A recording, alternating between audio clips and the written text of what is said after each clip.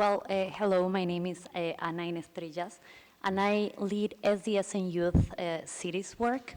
I lead the Local Pathways Fellowship, and I want to start by sharing why. Give me 1 second. Why we have a program that focuses entirely in cities.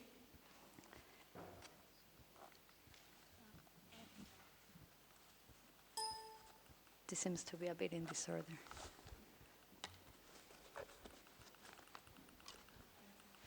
Well, why do we have a program that focuses entirely in cities? As we all know, 50% of the... Yeah, I don't think that's the final one. But I don't think I need it too much, so no worries. Well, today's world, 50% of today's world population lives in cities, and they account only for 3% of the Earth's land. However, they produce 3/4 of the world's energy consumption and 70% of the global emissions. On the other hand, they also produce 70% of the global GDP, and the impact of cities does not stop here. Rapid urbanization is happening as we speak, as 180,000 people are moving into cities every day. This is the equivalent of creating a new London or San Francisco every month. By 2030, 60% of population will live in cities, and by 2050, this number will raise to 70%. With today's population being 50% under 30 years old, who already live in cities or aspire to move into cities, it is very important that we tap into the talent of young people, because it will be them who define the urban world. We need to use their talent to find the solutions for the development solutions we need. As we have seen all throughout the morning, they are already doing it. Millennials are leading the entrepreneurship charts across the globe.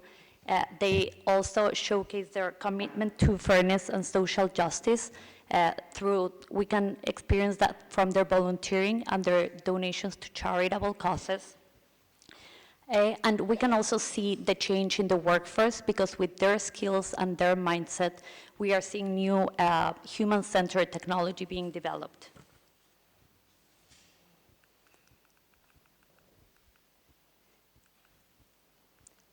We see the youth as a very big opportunity, and that's why we created Local Pathways. We want to create a support system where young people can be recognized as a partner in creating better cities. Young people are rarely invited at the decision-making table, and they're often limited to participate in public life. And this is the gap that the Local Pathways Fellowship Program wants to fill. What we do is we support capacity building in cities by training young urban innovators in the process of localizing SDG 11 in their cities. Our program, the core component is a practically oriented training program. It is given online. And on the first half of the program, it's a 12-month program, and on the first half, they focus on research, and on the second half, they focus on designing solutions. Throughout the whole year, we provide them with tools in training, mentorship, connections, and visibility. So they receive feedback from their peers. They can easily compare the challenges other cities are facing, how they're solving them. And they also get feedback from experts in the industry, as we organize webinars where they can share their insights with the fellows so that they can know how it is working as of now. And we also push them to reach out to NGOs, to partner, to reach out to their local authorities, to tell them, there's this challenge, I found the solution, please implement it at a local level. So that is the ultimate goal of the fellowship, to create local impact from within government. And there are also other intangible tools that they get by being part of the fellowship, which in their words, not mine, it gives them an immediate and credible voice when reaching out to local authorities, or when introducing themselves, or when asking for speaking spots at conferences. We support them to get some, but for every speaking opportunity that we get them at the conference, they can get 10 by themselves just by saying that they are part of this program. This program has been running for 3 years now. It was first launched in UN Habitat 3 in Quito. We launched the call for applications, and the first cohort ran from 2017 to 2018. It brought together more than 60 young fellows from 52 different cities around the world, and at the end of the fellowship, we supported them in attending the World Urban Forum at Kuala Lumpur, Malaysia, where they showcased the solutions that they had been working on. They got very valuable feedback from other attendees and fostered great partnerships from that experience. We are currently wrapping up our second cohort, which is graduating this month.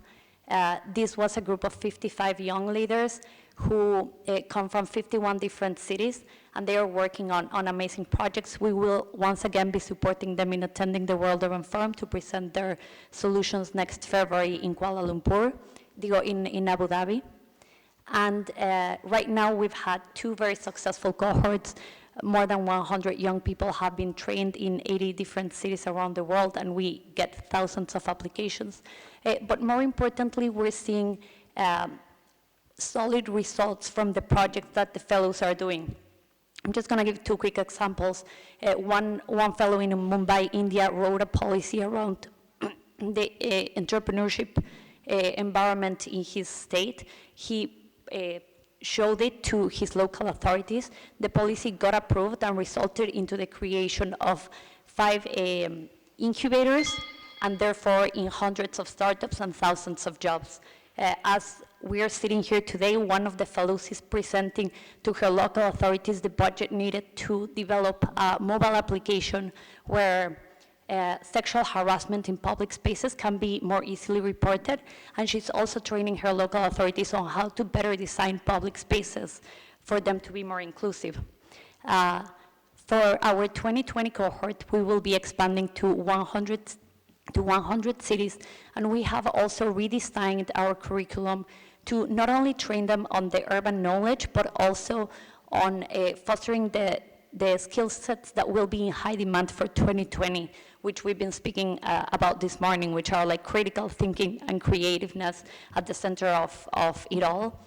And we will be launching the call for applications for our next cohort at the end of this month.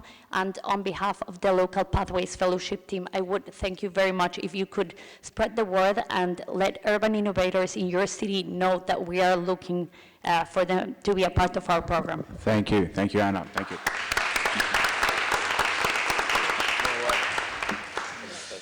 And we're going to close with our final speaker, who is the youth mayor of Amsterdam, last but not least.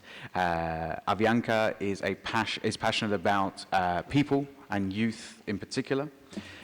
She was elected the first youth mayor of Amsterdam this year, and her main goals are to bridge the gap between the government and the youth of Amsterdam, being a voice for positive change in the city. Avianca, you have the floor.